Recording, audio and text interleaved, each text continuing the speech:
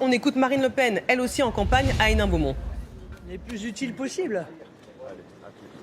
Les résultats d'hier, 208 qualifications, 108 en tête, c'est une grande victoire pour vous? Oui, ce sont des très bons résultats, d'autant plus que pendant 1 mois et demi, c'est vrai que nous n'avons pas bénéficié de l'attention médiatique qui était portée sur d'autres candidats. Et malgré cela, eh bien, le travail de terrain de nos candidats, le travail d'implantation, et puis voilà, des Français qui sont de plus en plus d'accord avec les propositions que nous faisons, montrent qu'en réalité, les seuls qui sont en dynamique, ce sont les candidats du Rassemblement national. Qu'est-ce que vous dites à Jean-Luc Mélenchon et à la NUPES ce matin?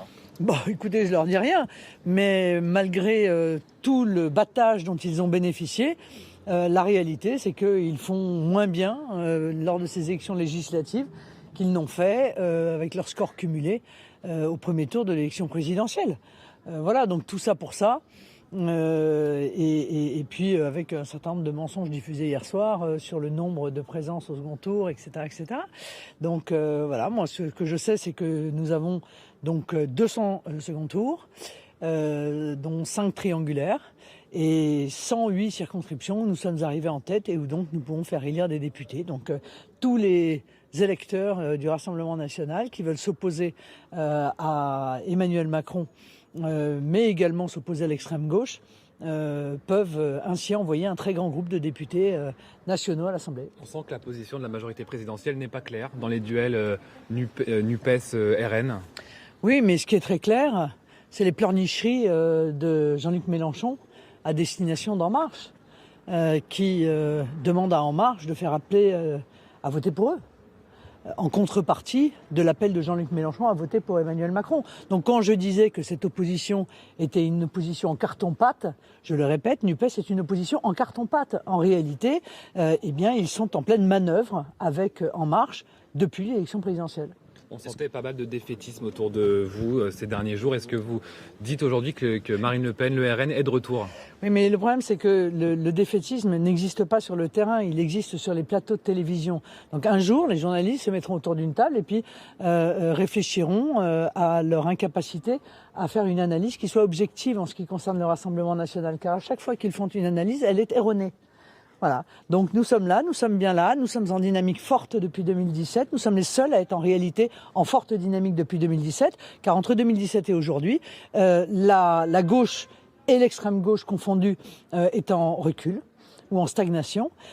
En Marche est en recul fort, LR est en capilotade et le Rassemblement national, lui, est en forte progression. Est-ce que vous y voyez un peu plus clair sur le nombre de députés RN que vous pouvez obtenir dimanche prochain? Bah, écoutez, à partir du moment où nous sommes en tête dans 108 circonscriptions et où nous sommes présents dans 200 et quelques second tours, eh bien potentiellement, on peut avoir encore une fois de très nombreux députés, des dizaines de députés, pour peu, encore une fois, que nos électeurs se déplacent pour aller voter. Et je suis convaincu qu'ils le feront. Au niveau national, toutes les formations politiques ou presque appellent à voter contre vous. Est-ce que cela vous inquiète pour la semaine prochaine? Non, moi ça c'est la démocratie. Mais encore une fois, on verra si En Marche appelle à voter pour NUPES, ce qui serait assez contradictoire avec ce qu'ils ont effectué avant le premier. C'est le cas de certains ministres. Écoutez, c'est très bien. Moi, à chaque fois qu'il apparaît plus clairement la complicité, la complaisance de l'extrême gauche avec le parti du président Emmanuel Macron, ça me va. Vous estimez que la menace et la promesse de Jean-Luc Mélenchon, Premier ministre, s'est effondrée depuis hier soir? Évidemment, enfin, je l'avais dit. Prochaine fois, il faudrait écouter ce que je dis en réalité. J'ai dit pendant toute la campagne législative que Jean-Luc Mélenchon n'avait aucune chance d'être majoritaire à l'Assemblée nationale. Aucune chance. Les résultats d'hier ont éventé cette fable auquel un certain nombre de médias ont fait mine de croire pendant de longues semaines. Évidemment, la NUPES ne sera pas majoritaire à l'Assemblée nationale et Jean-Luc Mélenchon n'étant pas Premier ministre depuis hier soir, eh bien, il est donc à la retraite puisqu'il ne s'est pas présenté et il ne sera pas non plus député. En termes de projection, donc on est entre 20 et 50 à la louche. Est-ce que vous y voyez d'abord C'est une grosse louche, hein, la victoire d'un groupe ou quand même l'amertume de ce scrutin qui fait que même 50 sièges, c'est moins de 8% finalement du nombre de sièges. Oui, bien sûr. Ce scrutin, on le sait, il est injuste, mais enfin, nous, on joue avec les règles du jeu qu'on nous impose. Et donc, autant nous allons continuer à nous battre pour pouvoir obtenir une proportionnelle, autant, voilà, ce mode de scrutin étant ce qu'il est, eh bien, nous allons nous battre avec les armes qui sont celles de ce mode de scrutin et réussir à faire tout de même élire je le souhaite, des dizaines de députés. Quel rôle jouerez-vous? Le groupe, ça changera quoi pour vous, concrètement? Ça changera tout, parce que la réalité, c'est que lorsque vous êtes député dans un groupe, vous avez des moyens pour vous opposer qui sont sans commune mesure avec ceux qui sont accordés à des députés non inscrits. Quel rôle politique jouerez-vous dans ce nouveau groupe et avec ce nouveau groupe? Je serai la présidente du groupe. Voilà, je serai la présidente du groupe et donc la leader de l'opposition nationale au sein de l'Assemblée nationale.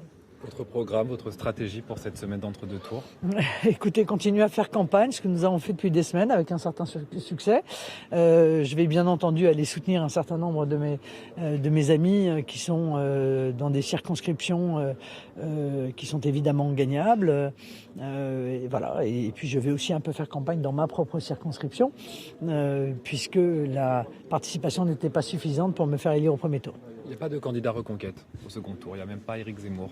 Non, c'était prévisible. Mais voilà, là encore, un certain nombre de médias avaient fait mine de penser l'inverse. Moi, j'ai toujours pensé que, compte tenu des résultats qui avaient été enregistrés par Éric Zemmour à la présidentielle, il n'y avait aucune chance pour qu'il puisse avoir ne serait-ce qu'un seul second tour dans ces élections. Vous avez échangé avec lui hier soir ? Non, pas du tout. Reconquête doit appeler clairement à voter pour vous? Écoutez, je le souhaite. Après, vous savez, les électeurs sont libres, mais je ne pense pas que les électeurs de Reconquête aillent voter pour La République En Marche ou aillent voter pour l'extrême gauche. Alors, ce serait encore plus fou. Maintenant, voilà, s'ils veulent avoir des députés nationaux qui défendent la France, qui défendent notre souveraineté, qui défendent notre sécurité, qui défendent la maîtrise de nos frontières, ils savent qu'ils trouveront ces députés-là au Rassemblement national. Merci beaucoup. Merci. Voilà donc pour ces déclarations. Déclaration en direct de Marine Le Pen. Elle est en campagne ce matin, la candidate du Rassemblement national dans le Pas-de-Calais, en direct donc d'Hénin Beaumont. On va revenir sur ces déclarations parce qu'il y a beaucoup de choses très intéressantes qui viennent d'être dites. Des dizaines de députés, c'est ce que pourrait obtenir, selon Marine Le Pen, le Rassemblement national lors du second tour de ces législatives dès dimanche. Elle parle aussi du score du RN bas à cause notamment de la faiblesse de la couverture médiatique. Ça aussi, ça a été dit, elle estime que le Rassemblement national est le seul parti à progresser depuis 2017. On va prendre les choses dans l'ordre. D'abord, des dizaines de députés pour le Rassemblement national à l'issue du second tour.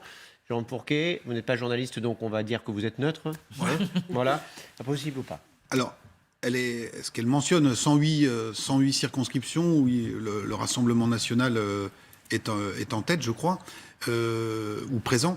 Donc ça donne des perspectives de victoire, mais attention, le Rassemblement national n'est pas une force politique comme une autre, et on voit que quasiment tous les autres partis politiques appellent quasiment systématiquement à voter contre ce parti. Et donc il est toujours très difficile de transformer pour le Rassemblement national un bon premier tour en des véritables victoires de second tour. J'ai en tête ce qui s'était passé lors d'élections cantonales en 2015, ou dans des centaines de cantons. Mais encore aujourd'hui, en 2022, parce qu'il y avait ce vote caché dont on a beaucoup parlé, mais il n'y a pas de vote. Parole se soit libérée, non, mais il n'y a pas de vote caché. Les électeurs assument beaucoup plus. Non, mais là, le vote caché, c'était dans les sondages. Oui. Là, c'est sur des résultats réels. Et donc, même quand vous êtes à 35-40%, il faut aller chercher. Il n'y a que des duels, là. Il n'y a que des duels. Il faut aller chercher la majorité absolue, 50% plus une voix. Et pour un parti qui est isolé, c'est toujours compliqué. Une fois qu'on a dit ça, c'est pas plusieurs dizaines, ça peut vouloir dire 30, 35.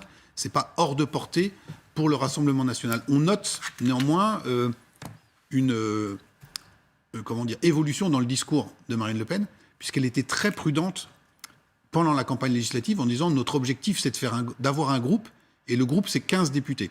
Et donc là, au regard des résultats, elle monte un peu la barre de ses ambitions, tout en restant relativement modeste. Alors ce sera un vrai enseignement de regarder comment se comporteront les électeurs en fonction des configurations. Il y a 58 duels entre la NUPES et le Rassemblement national, donc on verra comment ça se passe dans ces conditions-là. On regardera comment se comporte le Rassemblement national face à la République En Marche, et donc il faudra analyser tout cela.